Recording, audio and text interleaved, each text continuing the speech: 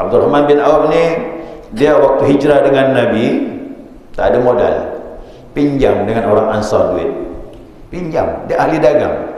Waktu hijrah dengan Nabi, tinggal harta keluarganya, tanahnya tinggal di Makkah, pergi ke Madinah ikut Nabi, duit habis, pinjam duit, dia pun berdagang, kaya dia. Nah, kekayaannya memuncak sampai kapan? Tiap tahun perang, setiap berapa kali peperangan, dia setiap menyumbang.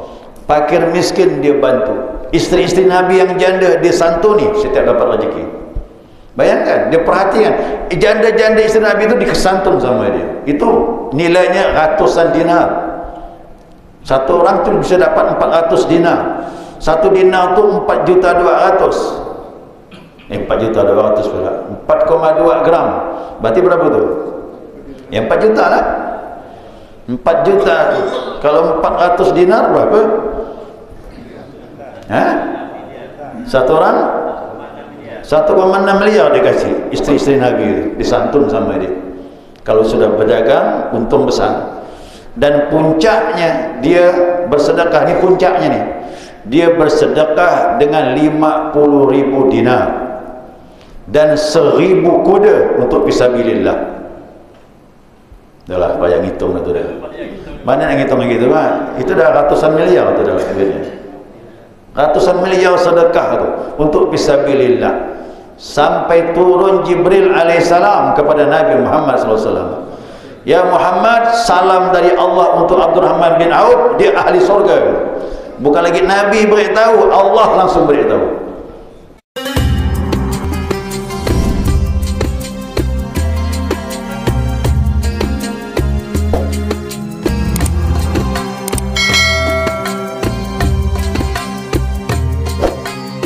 Bismillahirrahmanirrahim. Alhamdulillahirabbil alamin. Allahumma salli ala nuril anwar wa sirril asrar wa tiryakil aghyar miftah babil yasar sayyidina wa maulana Muhammadin al-mukhtar wa alihi al-athhar wa ashabil akhyar adada ni'amillahi wa ibdalih. Subhanaka la ilma lana illa ma 'allamtana innaka antal alimul hakim. Allahumma dzakirna ma nasina wa 'allimna ma jahilna wa la haula wa la quwwata illa billahil 'aliyyil 'azim. Qala musannif rahimallahu ta'ala wa nafa'ana bi 'ulumihi fid dharain amin. Baik jemaah yang saya muliakan, assalamualaikum warahmatullahi wabarakatuh. Alhamdulillah, syukur kepada Allah Subhanahu wa taala atas limpahan rahmah hidayahnya. Subuh ini kita dapat melanjutkan kajian kita, muzakarah kita, panduan kitab Bidayatus Salikin. Hidayatus Salikin, maaf ya. Hidayatus Salikin, mirip-mirip dia. Ya, tambahan mengenai keutamaan-keutamaan yang disebutkan dalam akidah Ahlussunnah wal Jamaah. Ini terakhir sekaligus saya sebutkan 6 orang ini ya, dengan beberapa hadis saja untuk melengkapi kajian kita. Jadi bahwasanya yang afdal itu Nabi Muhammad SAW, kemudian nabi-nabi yang lain, nah kemudian para sahabat yaitu Abu Bakar, kemudian baru Umar, kemudian Utsman, kemudian Ali radhiyallahu anhum. Nah, sudah kita bahas tu 4 sahabat punya kelebihan keutamaan baik di masa Nabi ataupun di masa beliau-beliau ini menjadi pemimpin. Nah, kemudian tambahan lagi 6 sahabat berikutnya. Kenapa tambah 6? Kan 4 tadi tu. Abu Bakar, Umar, Utsman, Ali radhiyallahu anhum, ditambah lagi 6. Nah, inilah 10 sahabat yang disebutkan hadis Nabi, ini orang yang sudah dipastikan masuk surga. Ya, hadis Nabi dia dipastikan 10 orang ini ya. Maka ini disebutkan dalam kitab akidah Ahlussunnah wal Jamaah, disebutkan seperti ini. Semua kitab akidah Ahlussunnah wal Jamaah. Jadi 10 sahabat ini orang yang sudah dijamin masuk surganya Allah Subhanahu wa taala. Yakni tentang fadilah Talha dan Az-Zubair. Ini sekaligus ya. Talha ni Talha bin Ubaidillah nama lengkapnya. Zubair ni nama lengkapnya Zubair bin Awam.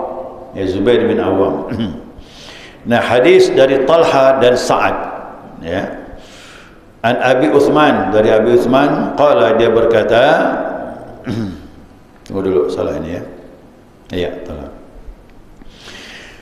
Lam yabqa ma'an Nabi sallallahu alaihi wasallam fi ba'di tilkal ayyam allati qatala fihinna Rasulullah sallallahu alaihi wasallam. Abi Uthman mengatakan, ya, tidak ada orang yang tinggal bersama Nabi di dalam satu peperangan. Ya, tidak ada orang yang selalu tinggal bersama Nabi dalam satu peperangan. Nah, ghaira Talha was Sa'ad, selain daripada Talha dan Sa'ad. Talha sini ya Talha bin Ubaidillah dan juga Sa'ad bin Abi Waqqas. Nah, orang ini termasuk orang yang setia mendampingi Nabi. Dalam situasi peperangan tak pernah tinggal, tidak pernah pisah dengan Nabi sallallahu alaihi wasallam. Kenapa? Orang inilah yang dipercaya Nabi untuk mendampingi Rasulullah. Ya. Nabi itu 17 peperangan, ikut semua dia ni. Jadi Talha dengan Sa'ad ini tak pernah berpisah dengan Rasulullah sallallahu alaihi wasallam. Ini hadis daripada Imam Bukhari dan Muslim. Nah, kemudian dari hadis Jabir radhiyallahu anhu berkata, qala Nabi sallallahu alaihi wasallam, Nabi berkata dengan sahabat, man ya'tini bi khabarin qaum, ya, siapa yang bisa mendatangkan kepadaku kabar tentang kondisi orang-orang kafir waktu perang Ahzab. Ada perang namanya perang Ahzab. Siapa di antara kalian bisa beri kabar kepadaku? Artinya pergi ke tempat musuh, lihat keadaan sana. Apa keadaan sana? Beritahu. Berarti apa tu? Mata-mata. Mata-mata dari umat Islam untuk lihat keadaan orang kafir. Diutus siapa? Nabi bilang, siapa di antara kalian yang bisa beri kabar kepada aku? Qala Zubair. Zubair berkata, ana ya Rasulullah, aku. Satu orang dah muncul kan. Kemudian thumma qal, Nabi ngomong lagi, man ya'tini bi khabaril qaum, siapa lagi yang bisa memberi aku kabar tentang keadaan musuh kita ini? Nah, qala Zubair, ana, aku ya Rasulullah. Tak ada yang ngomong yang lain. Yang lain tak ada angkat tangan. Cuma Zubair saja. Faqala Nabi sallallahu alaihi wasallam, Nabi berkata, inna likulli nabiyyin hawariyan. Sesungguhnya setiap nabi itu ada hawariyun. Hawarian itu hawariyun. Dulu kan ada hawariyun yang mendampingi Nabi Isa alaihissalam. Pendamping Nabi Isa itu 12 orang. Nah, jadi setiap nabi itu ada hawariyun, pendamping setia. Wa hawariyi, kata Nabi, adapun pendamping aku, hawariyun di masaku ini, Az-Zubair bin Awam. Itu Nabi bilang. Berarti Zubair ini dipercaya betul. Banyak nyimpan rahasia. Ya, dipercaya dengan Nabi. Ingat, kalau Nabi sudah percaya sama orang, berarti orang itu orang baik. Ya, berarti itu orang itu berkualitas berarti. Nah, itu namanya 9. Sama juga begitu. Siapa orang yang berkualitas, ya, kadang-kadang diberi kelebihan, kadang-kadang dipandang khusus oleh guru-guru kepada murid. Itu biasa gitu. Ya, ini tentang kelebihan daripada siapa tadi? Zubair bin Awam dengan Talha bin Ubaidillah. Nah, kemudian Sa'ad bin Abi Waqqas. Ya, Sa'ad bin Abi Waqqas. Dari hadis Aisyah, Nabi bersabda, kana Nabi sallallahu alaihi wasallam sahira. Pada suatu malam Nabi tidak dapat tidur. Tak dapat tidur Nabi. Falamma qadimal Madinah. Ya, ketika baru sampai di Madinah. Pulang dari peperangan sampai di Madinah, Nabi tak bisa tidur. Qala laita rajulan min ashabi salihan yahrusuni laylah. Nah, lalu Nabi berkata, semoga, kata Nabi, ini Nabi ngomong nih, semoga seorang sahabatku menjaga aku malam ini. Aku minta mudah-mudahan ada sahabat aku yang jaga aku malam ini. Nah, kata Nabi bilang gitu. Ya. Idza sami'na sauta silah. Nah, kemudian tiba-tiba terdengar suara senjata. Suara senjata bunyi. Ya. Suara senjata bunyi. Ya. Faqala man hadha? Kata Nabi bilang, siapa kau ni? Bunyi senjata malam lah. Kau dah berjalan tu kan, senjata kan gerak-gerak, tak tak tak tak tak gitu kan, di pinggang itu. Sampai dekat depan Nabi, man hadha, kau ni siapa? Kata Nabi, ana Sa'd bin Abi Waqqas, aku Sa'ad bin Abi Waqqas. Kata Nabi, ji'tu li ahrisaka. Sa'ad bilang, aku datang untuk menjaga engkau ya Rasulullah malam ini. Panaman Nabi pun malam tu bisa tidur. Ada Sa'ad bin Abi Waqqas, Nabi pun bisa tidur. Berarti mohon maaf ya jemaah sekalian, Nabi tu tak aman keadaan dia. Yang paling banyak musuh tu Rasulullah SAW. Setiap saat terancam jiwa Nabi itu. Tapi sahabat berusaha untuk menjaga Nabi. Itu kan nama ikhtiar. Tapi bagaimanapun tetap sesuatu kembali kepada Allah. Nabi tetap tinggi tawakal dia, tapi kena syariat harus jalankan. Makanya jangan kita bersandar, oh ini Allah tolong, kalau Allah tolong dan kita tak bakal mati. Tak, syariat tetap jalan. Ya, Islam akan berjaya, tapi Nabi 17 peperangan dia ikut.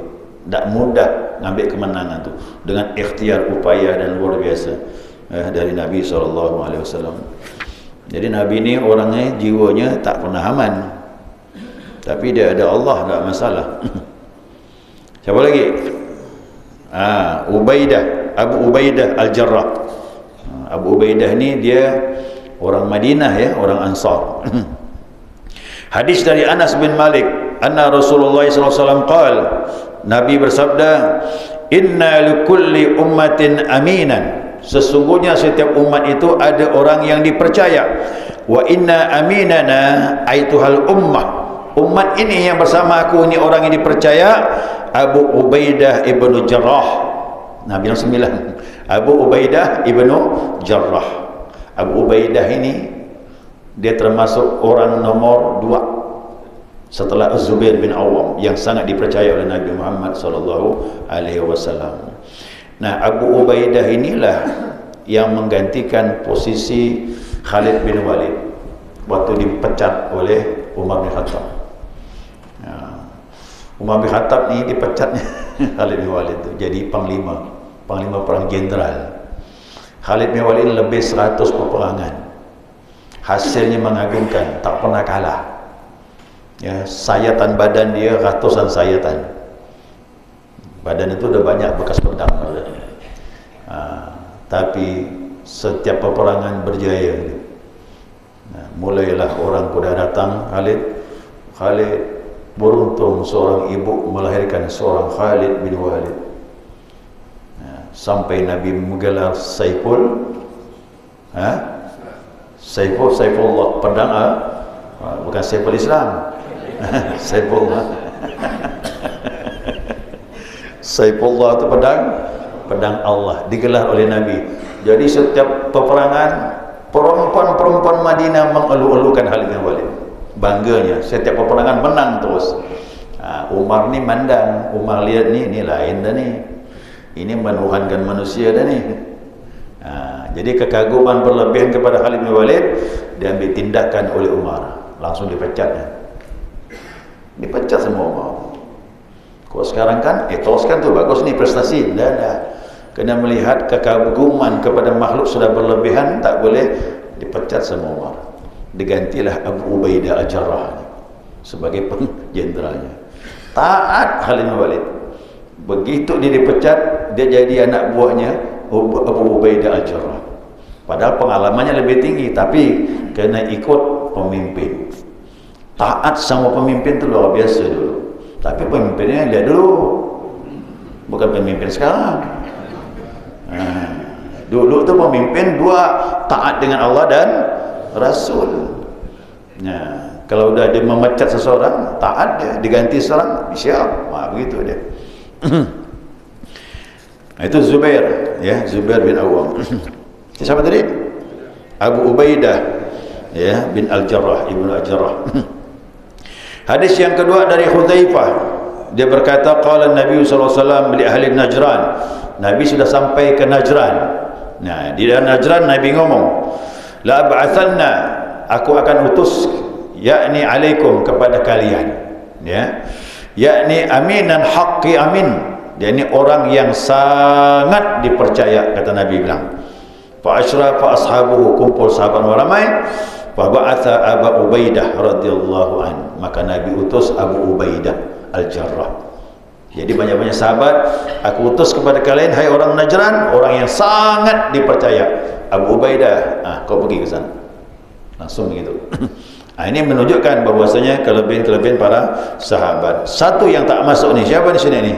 Abdurrahman bin Auf, sama dengan Sa'ad bin Yazid. Sa'ad bin Yazid saya tak dapat hadisnya, belum ketemu tentang kelebihan beliau. Tapi Abdurrahman bin Auf, kitab dulu ulama Marjan tak ada, tapi hadis yang lain banyak. Kelebihan Abdurrahman bin Auf ini, dia tidak cinta dengan harta, padahal dia orang yang milioner. Dia kayanya luar biasa, bahkan mengalahkan yang lain. Abu Bakar yang diceritakan bersedekah semua hartanya, tapi kekayaannya tak sebanyak daripada Abdurrahman bin Auf. Abdurrahman bin Auf ni, dia waktu hijrah dengan Nabi tak ada modal, pinjam dengan orang Ansar duit, pinjam. Dia ahli dagang. Waktu hijrah dengan Nabi, tinggal harta keluarganya, tanahnya tinggal di Makkah, pergi ke Madinah ikut Nabi, duit habis, pinjam duit, dia pun berdagang, kaya dia. Nah, kekayaannya memuncak sampai kapan? Tiap tahun perang, setiap berapa kali peperangan, dia setiap menyumbang. Fakir miskin dia bantu, isteri-isteri Nabi yang janda dia santuni setiap dapat rezeki. Bayangkan, dia perhatikan janda-janda isteri Nabi itu dikesantun sama dia. Itu nilainya ratusan dinar. Satu orang tu bisa dapat 400 dinar.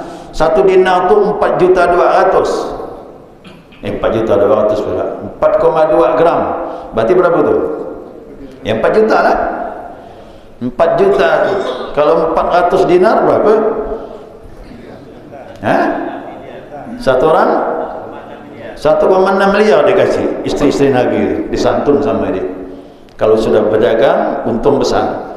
Dan puncaknya dia bersedekah, ni puncaknya ni, dia bersedekah dengan 50.000 dinar dan 1,000 kuda untuk fisabilillah. Dah lah, payah ngitung tu dah. Mana nak ngitung gitu Pak? Itu dah ratusan miliar tu dah duitnya.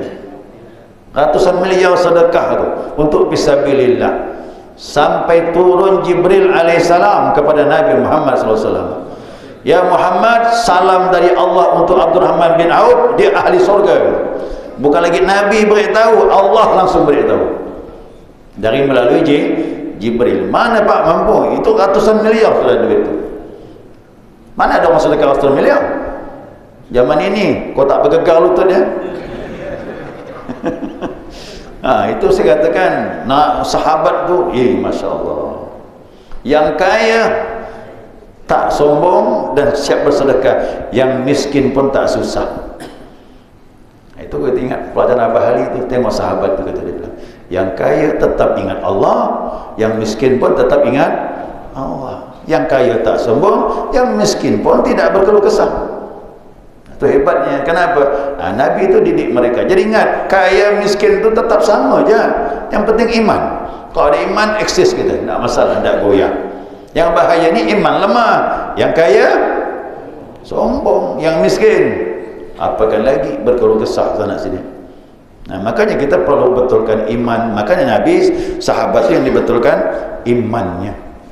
Ya, iman yang dibetulkan.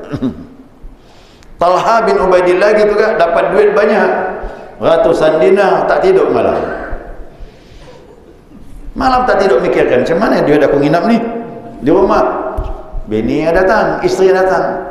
Suami aku, ngapa kau susah malam ni? Tidurlah dengan aku. Tak bisa aku tidur dengan kau ni gitu. Apa pula? Ni duit mau diapakan ni, 500 dinar ni. Susah mana? Sedekahkanlah kata. Itu isteri yang soleha tu. Sedekahkanlah, langsung besok sedekahkan, habis. Kau isteri sekarang takkan ada. Bang, pegang kening abang. Kening suami pegang, semalam masih bagus kau ni bang. Apa hari ni kau ni lain? Itu isteri sahabat dulu tu takut gitu. Dia beri support suami bersedekah. Luar biasa itu, Masya Allah. Yang jelas, ini semuanya sahabat itu memang susah kita tandingi imannya, tak mampu kita. Ya, tidak mampu kita. Makanya jangan bilang ikut Nabi, ikut Nabi. Ikut sahabat tak kuat. Apa ikut Nabi? Ya kan? Nah, kita ni ibadah menurut kemampuan kita, insya-Allah. Mudah-mudahan Allah mudahkan dalam ibadah. Nah, inilah kesimpulan tadi itu. Ini iktikad Ahlus Sunnah wal Jamaah. Siapa tidak beriktikad dengan ini kufur, kata. Ya. Orang-orang yang terbaik yang sudah disepakati dari mulai Nabi sampai sahabat Nabi, nah barulah orang-orang mukmin kebanyakan yang lain, ya. Allahu a'lam. Setelah itu kita masuk bab berikutnya nanti. Bab apa tu? Ya, bab kedua tadi. Selesai sudah ni ya pembahasan mengenai akidah. Ya, akidah Ahlussunnah wal Jamaah, dari mulai sifat Allah, sifat Rasul, tentang akhirat, hari kiamat, hisab dan sebagainya. Nah, sampai orang-orang yang afdal dalam pandangan Ahlussunnah wal Jamaah. Baik, segera cukup jemaah. Juga. Ya. Nah, yang mau saya tanyakan pertama, bagaimana dengan istri-istri Nabi dan anak Nabi Isa? Pertama, yang kedua, apa hubungannya dengan radhiyallahu anha atau anhu yang maksud dia Al-Quran dengan penjelasan. Wabarakatuh. Begini, ya. 10 sahabat Nabi ini, ya, ini sahabat di luar dari keluarga Nabi, ya, di luar daripada keluarga Nabi. Maka 10 sahabat ini adalah orang yang bukan termasuk golongan keluarga dekat Nabi, tapi sahabat yang berkumpul dengan Nabi, melihat Nabi, beriman dengan Nabi. Maka dipilihlah 10 sahabat ini orang-orang yang berkualitas tinggi. Maka disebutkan 10 orang sahabat masuk surga. Bagaimana dengan keluarga Nabi? Nah, keluarga Nabi tak usah kita ragukan lagi. Hasan dengan Husain itu, kata Nabi bilang, Sayyidus Syababi bil Jannah, pemimpin pemuda di surga. Udah kan ahli surga juga. Tapi ada hadis yang lain. Aisyah, Fatimah termasuk salah satu perempuan yang dimuliakan, ya, perempuan yang dimuliakan di ahli surganya Allah SWT. Termasuklah Khadijah, Asia iti Fir'aun, Siti Maryam, disebutkan Nabi itu. Ini golongan dia semuanya ini. Nah, jadi keluarga Nabi tidak bisa kita ragukan. Ya, keluarga besar Nabi itu jelas orang-orang yang berkualitas tinggi. Itu sahabat disebutkan di luar daripada anak-anak keturunan Nabi Muhammad sallallahu alaihi wasallam. Nah, lalu apa hubungannya dengan radhiyallahu anhu, radhiyallahu anha dengan firman Allah? Yang jelas Allah Subhanahu wa taala tidaklah menyematkan seseorang dengan kalimat radhiyallahu an kecuali orang itu hatinya sudah tenang bersama Allah. Betul-betul dia merasakan Allah bersama dia dimanapun dia berada, dan dia hidupnya tak pernah susah lagi. Kenapa? Imannya sempurna. Ya. Jadi siapa yang sudah sampai derajat ini, maka boleh mendapatkan gelar radhiyallahu an. Mana itu? Ya ayyatuhan nafsul mutmainnah. Syaratnya itu, wahai jiwa yang tenang. Kau jiwa belum tenang bersama Allah, belum masuk ni. Ya, ini orang bilang ni ayat untuk orang meninggal, Pak Ustaz. Itu tukang talqin di kubur orang baca. Ini ayat untuk orang hidup. Ini untuk orang hidup ni, ayat ni, bukan untuk orang meninggal. Nah, wahai jiwa yang tenang, ya, ya, itu namanya irji'i ila rabbiki, kembalilah kepada Tuhanmu. Kembali, jiwanya sudah bersama Allah. Bukan kembali dalam kubur. Dalam kubur tu, kalau dia tak ingat Allah, tak tenang bersama Allah, kita talqin pun tetap gelisah di dalam tu. Kita bilang, hai mayat, jangan takut, jangan gentar. Mana bisa, kata dia. Ini malaikat dua depan aku ni. Nah, tapi kalau jiwanya sudah bersama Allah, tak masalah, cocok dia talqin tu. Ya, irji'i ila rabbiki, telah kembali jiwanya kepada Allah. Itulah sahabat. Sahabat tu begitu. Nah, kembali bagaimana? Radhiyallahu man,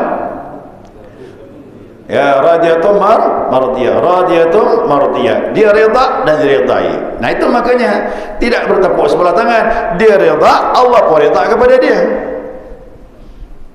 Maka saya katakan, kita ni mengukur diri. Allah redha nak sama kita. Tanya hatimu, kau redha nak dengan Allah? Kalau kita reda dengan Allah, itu tandanya Allah pun reda dengan kita. Fadkhuli fi ibadi, masuklah kau dalam golongan hambaku, baru dapat jadi hamba. Kalau enggak, belum. Itu hamba waktu zakat, hamba Allah 500 zakat. Itu baru sebutan saja, supaya tidak sampai disebut namanya, takut tadi ada sebagainya. Tapi ini Allah sendiri yang bilang fadkhuli fi ibadi, masuklah kau dalam golongan hambaku. Dah masuk, dah masuk orang-orang pilihan dah. Pilihan tu sahabat tu. Nah, kau dah sampai jiwanya tenang bersama Allah, sudah kembali bersama Allah, beri dia gelar radhiyallahu. Makanya kita kalau zikir itu kita kasih radhiyallahu an. Jadi Syekh Ahmad Sulafat Tajul Arifin radhiyallahu an. Apa sebab? Tidak kita ragu, jiwa dia sudah bersama Allah. Guru-guru kita, mursyid kita pakai radhiyallahu an. Nah, itu orang terkejut, Pak Ustaz, mana pula boleh? Itu kan tu sahabat. Dia tak faham. Siapapun selain sahabat, kalau jiwanya sudah bersama Allah, kembali bersama Allah, dah boleh dapat gelar radhiyallahu an. Syaratnya apa?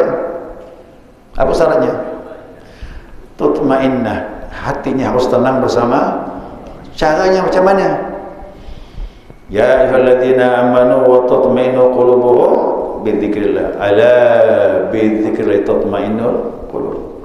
Ingat Allah tu hati tenang, teruskan lama-lama sampai tembus hati tenang bersama Allah, nanti dapat gelar radhiyallahu an. Jadi mursyid itu sudah pantas mendapat. Kenapa? Dia sudah latihan dirinya, membersihkan diri. Itu dia syaratnya. Dah ya, segera cukup. Demikian. Assalamualaikum warahmatullahi wabarakatuh.